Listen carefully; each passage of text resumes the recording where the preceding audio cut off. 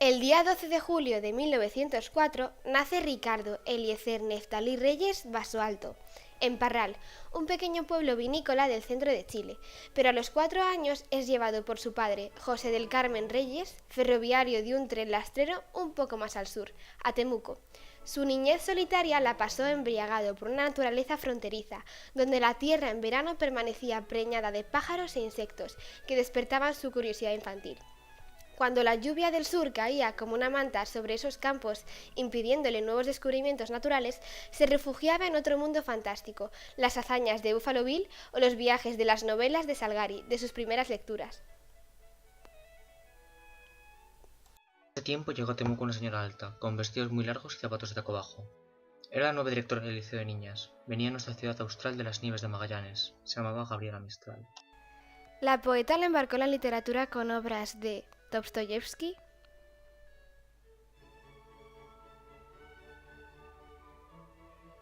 Chekhov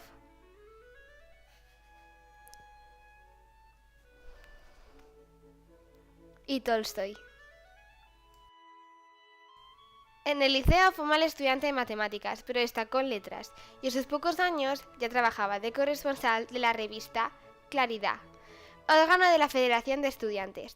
Por esa época, para despistar a su padre, que no era muy favorable a consentir sus aficiones literarias, decidió firmar sus poemas con un nombre que encontró en una revista, sin saber siquiera que se trataba del gran poeta checo Jan Neruda.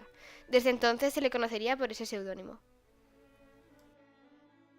En 1923 publica a su costa su primer poemario, llamado Crepusculario. El capítulo central del libro se titula Los crepúsculos de Maruri, porque en las ventanas de su casa de Santiago caían los más extraordinarios crepúsculos. Maruri era la calle donde él vivía. Durante esos años vive en el ambiente bohemio de Santiago y funda la revista literaria Caballo de Bastos en 1925, pero necesita buscar una ocupación que le permita vivir. Gracias a la intervención de sus amigos funcionarios consigue ser nombrado cónsul en una remota ciudad que no sabría situar en el mapa, Rangún. En junio de 1927 se embarca a Buenos Aires para ocupar su empleo consular en el lejano oriente. La primera etapa de su viaje fue Lisboa, luego cruza por primera vez a España en tren y llega a París. Después de una breve estadía en París, continúa su viaje hacia Extremo Oriente, vía Marsella,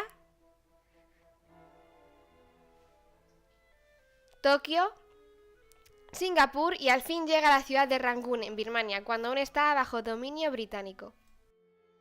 En este ambiente exótico empieza a escribir su poemario Residencia en la Tierra, obra hermética y vanguardista en donde algunos críticos perciben influencias orientales que el poeta jamás aceptó.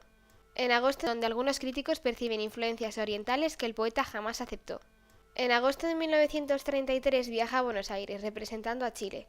Coincide con Federico García Lorca. Permanece poco tiempo en Buenos Aires porque casi inmediatamente es nombrado cónsul en Barcelona. En Barcelona dura aún menos tiempo, ya que los funcionarios consulares consideran que un poeta como Pablo Neruda debe representar a Chile en Madrid, centro literario de España. Se relaciona rápidamente con todos los amigos de García Lorca y Rafael Alberti. Entre ellos les llama la atención un hombre rústico, de una sensibilidad infinita, Miguel Hernández. Pablo Neruda se instala en Madrid en la llamada Casa de las Flores, edificio moderno del barrio de Argüelles, a las puertas de la ciudad universitaria. Muy cerca viven los poetas más representativos de la que sería la generación del 27. El poeta chileno dice sentirse como en su propia casa. No se le reconoce como perteneciente a la generación del 27, porque no era español, pero fue uno de sus miembros más destacados. Con la generación literaria anterior tuvo poco contacto. La iniciativa de Manuel Altolaguirre, aficionado a la imprenta, funda una revista literaria con el título Caballo Verde para la Poesía. Durante la Guerra Civil Española escribe España en el Corazón, que tiene una primera edición fallida en la imprenta que Altolaguirre había montado. Cuando las tropas republicanas vencidas se dirigían hacia la frontera de Francia, muchos soldados llevaban los ejemplares de esa primera edición, que no llega a ver la luz sino el fuego. Las columnas eran permanentemente bombardeadas por la artillería y la aviación franquistas, y en el lodo de las carreteras quedaban las víctimas y los libros de España en el Corazón. Amarrado, humeante, acorralado ese traidor avión a sus traiciones, se quema el traidor traicionado. Como fósforo queman sus riñones y su siniestra boca de soldado traidor se derrita en maldiciones. Por las eternas llamas piloteado, conducido y quemado por aviones, de traición en traición quemado. Pablo Neruda es retirado de su cargo consular en Madrid debido a haber participado en la defensa de la República. Se traslada a París, donde vive en el mismo piso con Rafael Alberti y su mujer María Teresa León. En Francia trae amistad con dos de los creadores del surrealismo, Luis Aragón y Paul Eluard, ambos fuertemente comprometidos con las ideologías marxista y anarquista. En París crea una nueva revista, Los Poetas del Mundo defienden al pueblo español, para difundir poemas antifranquistas. Neruda tenía más confianza en el poder de la palabra que en el de las balas. Se le intenta expulsar de Francia por servir de correo para las instrucciones soviéticas provenientes de España, relacionándolo con Ilya Ehrenburg, algo que era totalmente falso porque él ni siquiera conocía al escritor ruso. En vista de eso, decide ir a buscarlo, averigua que almorzaba diariamente en la Coupole y se le presenta. Como me van a echar por culpa suya de Francia, deseo por lo menos conocerlo de cerca y estrechar su mano.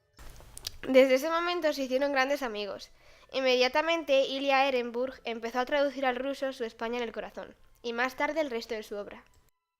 Para Pablo Neruda, regresar a su apartamento de la Casa de las Flores, en el frente norte de Madrid, y encontrarlo casi derruido y descubrir los impactos de metralla en los libros que allí dejó cuando salió precipitadamente el año anterior, le resultó una experiencia tristísima.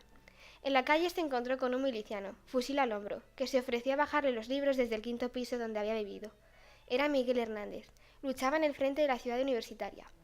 El poeta chileno prefirió dejar todo como estaba, entre los escombros. Aquel desorden era una puerta final que se cerraba en mi vida. Le dije a Miguel, no quiero llevarme nada. ¿Nada? ¿Ni siquiera un libro? Ni siquiera un libro, le respondí. Tras la terrible experiencia de la Guerra Civil Española, Neruda vuelve a su Chile natal. Se encuentra que bajo su cielo austral también ondean las banderas de la Cruz Gamada. Desde la revista Aurora de Chile vuelve otra vez a dirigir toda su artillería literaria contra el fascismo. Neruda deviene un poeta incómodo en su tierra. En 1939, con créditos que le conceden sus escritores sobre su obra futura, compra una casa en un lugar ignoto para todo el mundo, llamado Isla Negra. Su intención es retirarse allí para dedicarse plenamente a la literatura. Neruda interrumpe su retiro ante la petición del gobierno de encargarse de sacar a los exiliados españoles de los campos de refugiados franceses, verdaderos campos de concentración, para llevarlos a Chile. Varios cientos de familias republicanas lograron embarcar en el vapor Winnipeg, en el puerto de Trompeloup, el mismo día que estallaba la Segunda Guerra Mundial a sus espaldas. La más noble misión que he cumplido en mi vida, confiesa el poeta en sus memorias. A partir de 1945 inicia una agitada carrera política como senador, pero se convierte en un perseguido político y sale de Chile con papeles falsos a caballo por la frontera de Argentina. De Buenos Aires viaja a París gracias a que Miguel Ángel Asturias le presta su identidad de diplomático guatemalteco en Argentina. Pablo Neruda entra a Francia con la personalidad y pasaporte del novelista guatemalteco. Para recuperar su identidad ante las autoridades francesas, lo ayudan sus amigos Eluard, Aragón y Picasso. Pablo Neruda se pasó media vida viajando y escribiendo simultáneamente. Durante su destierro político visita también Italia, de donde será expulsado a solicitud de la embajada chilena. En Italia había terminado su controvertido libro Los versos del capitán, que se publica de forma anónima en Nápoles. En 1958 se reconoce legalmente al Partido Comunista en Chile y Pablo Neruda incrementa su participación política. En 1971 le entregan el Premio Nobel de la Literatura. Mi discurso es una larga travesía, un viaje mío por regiones lejanas y antípodas, no por eso menos semejantes al paisaje y a las soledades del norte. Hablo del extremo sur de mi país, no por eso menos semejantes al paisaje y a las soledades del norte. Hablo del extremo sur de mi país. Tanto y tanto nos alejamos los chilenos hasta tocar con nuestros límites el polo sur, que nos parecemos a la geografía de Suecia, que roza con su cabeza el norte nevado del planeta. Hace hoy 100 años exactos, un pobre y espléndido poeta, el más atroz de los desesperados, escribió esta profecía. Al amanecer, armados de una ardiente paciencia, entraremos en las espléndidas ciudades. Yo creo en esta profecía de Rimbaud, el vidente. Yo vengo de una oscura provincia, de un país separado de todos los otros por una tajante geografía. Fui el más abandonado de los poetas y mi poesía fue regional, dolorosa y lluviosa. Pero tuve siempre confianza en el hombre. Pablo Neruda murió el 23 de septiembre de 1973 a causa de unas balas tan mortíferas como las de plomo, las de la tristeza y la impotencia. En conclusión, debo decir a los hombres de buena voluntad, a los trabajadores, a los poetas, que el entero porvenir fue expresado en esa frase de Rimbaud. Solo con una ardiente paciencia conquistaremos la espléndida ciudad que dará luz, justicia y dignidad.